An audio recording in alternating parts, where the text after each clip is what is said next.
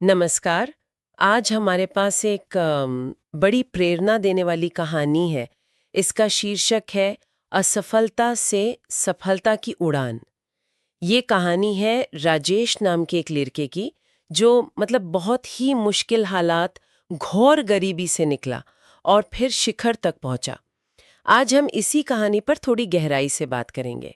सिर्फ ये नहीं देखेंगे कि क्या हुआ, बल्कि ये समझने की कोशिश करेंगे कि मुश्किलों के बीच सफलता मिलती कैसे है, जैसा इस कहानी में दिखाया गया है।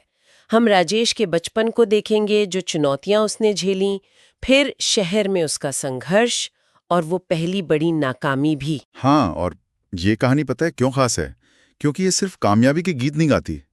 ये उन मुश्किलों, उन ठोकरों को भी सामने रखती है जिनसे वो कामयाबी बनी। जैसे कहानी में एक जिक्र आता है कि राजेश के पिता को उसकी पढ़ाई के लिए अपनी भैं बेचनी पड़ गई थी। ये छोटी बात नहीं है। ये दिखाता है कि परिवार पर कितना दबाव था, कितनी उम्मीदें थीं। बिल्कुल सही कहा आपने। तो ये सफर शुरू होता है राजेश के गांव से, जहां बुनियादी सुविधाएं भी नहीं थीं।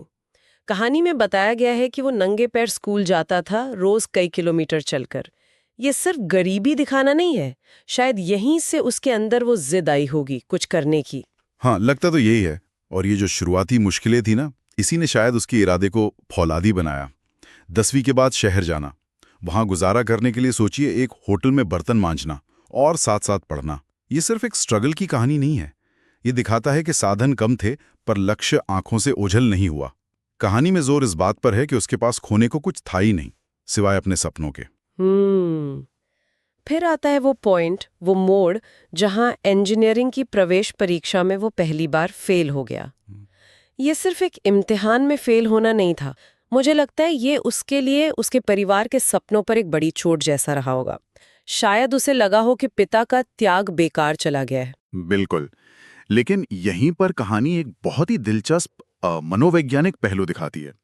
उसकी माँ के शब्द, उन्होंने कहा, हार मानने वाले को दुनिया भी नहीं पहचानती।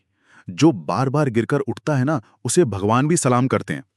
ये सिर्फ तसल्ली नहीं थी, ये उस मुश्किल वक्त में मिली एक इमोशनल ताकत थी जिसने उसे टूटने से बचाया।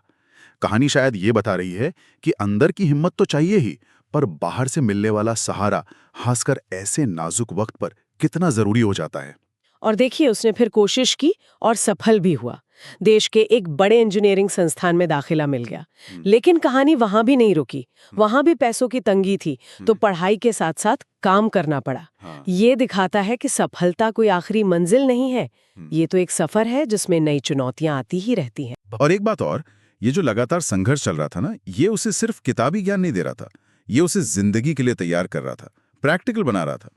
शायद यही तजुर्बा बाद में उसे बड़ी कंपनी में और फिर अपनी कंपनी के सीईओ के तौर पर लीड करने में काम आया। उसकी कहानी में संघर्ष सिर्फ रुकावट नहीं है, वो एक तरह का ट्रेनिंग ग्राउंड है।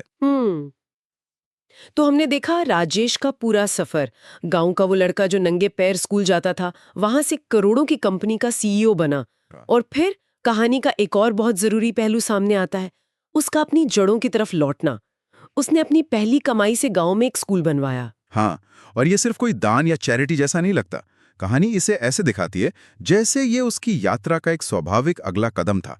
ऐसा लगता है कि सफलता ने उसे सिर्फ ऊंचाई नहीं दी, बल्कि अपने लोगों के प्रति, अपने समाज के प्रति एक जिम्मेदारी का एहसास भी कराया। और सिर्फ स्कूल नहीं, साथ में लाइब्रेरी और इंटरनेट की सुविधा भी दी। उस गांव से अब कई बच्चे डॉक्टर, इंजीनियर बन रहे हैं। तो उसकी एक इंसान की सफलता ने कितने और लोगों के लिए मौके बना दिए। ये चीज उसकी कहानी को एक बड़ा सामाजिक मतलब देती है। तो इस कहानी का सार, निचोड़ शायद यही है कि हालात चाहे जैसे भी हों, कितने भी मुश्किल क्यों ना हो, अगर इरादा पक्का है, मेहनत करने का जज्बा है, तो रास्ते निकल ही आते हैं। असफलता एक पड़ाव है, सफर का अंत नहीं। बल्कि जैसा राजेश की कहानी में दिखता है, ये तो इरादे को और मजबूत करने का एक कारण भी बन सकती है। बिल्कुल सही कहा। ये कहानी सिर्फ राजेश की जीत की नहीं है, बल्कि ये कहानी है मुश्किलों को मौके में बदलने की कला की। और ये कहानी हमें एक अहम सवाल पर सोचने को भी मजबूर करती है कि क्या सफलता पाने के बाद अपने जड़ों की तरफ लौटना, अपने समाज को कुछ वापस देना, ये सिर्फ एक अच्छी बात है, एक मर्जी की बात है, या फिर ये उस सफलता के साथ आने वाली एक जिम्मेदारी भी है। इस पर सोचा जा सकता है।